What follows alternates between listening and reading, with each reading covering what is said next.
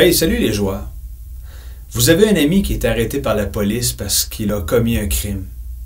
Et pas longtemps après, la police vous rencontre pour vous arrêter en vous alléguant que vous aussi, vous avez commis un crime, alors que vous n'avez pas du tout l'impression d'avoir commis aucun geste illégal.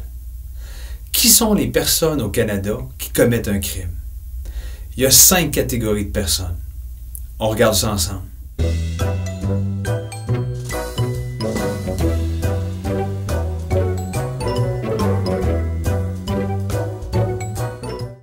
Voici les 5 catégories de personnes qui commettent un crime au Canada. Premièrement, il y a l'auteur réel. Deuxièmement, le complice. Troisièmement, le conseiller efficace. Quatrièmement, celui qui encourage. Et cinquièmement, le conspirateur.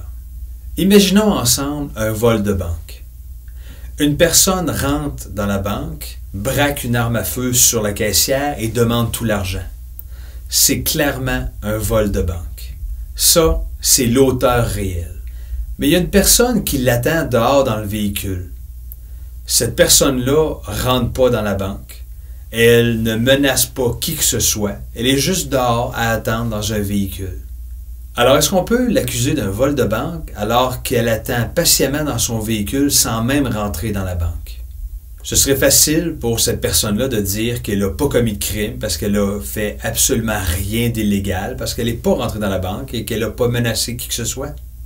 Alors, pour éviter que des personnes se défendent de la sorte, alors qu'on sait très bien qu'ils commettent un geste répréhensible, même s'il n'y a pas de preuve de commettre un geste dans les faits, les articles 21 et 22 du Code criminel canadien prévoient les catégories de personnes qui peuvent être accusées sans commettre physiquement le crime. La personne qui attend sagement dans son véhicule à l'extérieur de la banque, c'est le complice.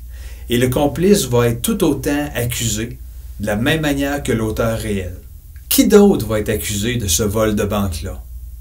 Alors que le voleur est à l'intérieur et menace la caissière, si une personne commence à dire que ce voleur-là fait bien de voler cette bande de capitalistes-là et qu'il devrait continuer, eh bien cette personne-là vient d'encourager le voleur.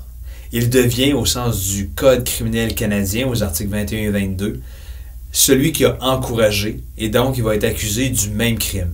Il est devenu tout à coup un voleur de banque. La liste se poursuit avec le conseiller efficace. Attention, il faut départager le conseiller efficace du conseiller inefficace.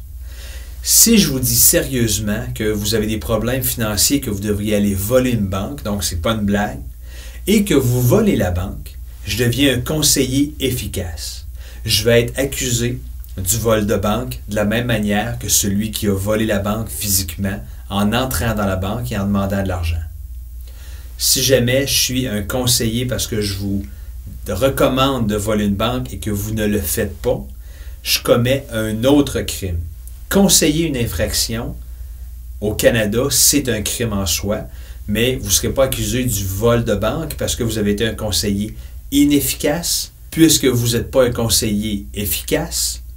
Vous ne faites pas partie des 5 catégories de personnes qui volent la banque. La dernière personne qui commet le vol de banque, c'est le conspirateur.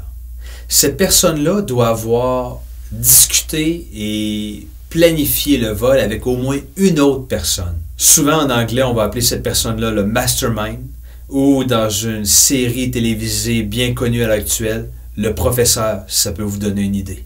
Alors cette personne-là aussi va être accusée du vol de banque, même si elle n'est pas entrée dans la banque. Alors vous savez maintenant qui sont les personnes qui commettent un vol de banque sans même entrer dans la banque. Vous avez donc maintenant une carte de plus dans votre jeu. Hey, salut les joueurs, j'espère que vous avez aimé cette vidéo. Si c'est le cas, on en a plusieurs autres sur le site web et sur la chaîne YouTube. D'ailleurs, sur la chaîne YouTube, vous pouvez aller cliquer pour vous abonner pour être avisé à chaque fois qu'on va faire une nouvelle vidéo. Et pour ceux qui voudraient m'encourager davantage, vous pouvez également m'encourager en passant par ma page Patreon. Toutes les contributions sont grandement appréciées et ça me permettra peut-être de rajouter plus de cartes dans votre jeu.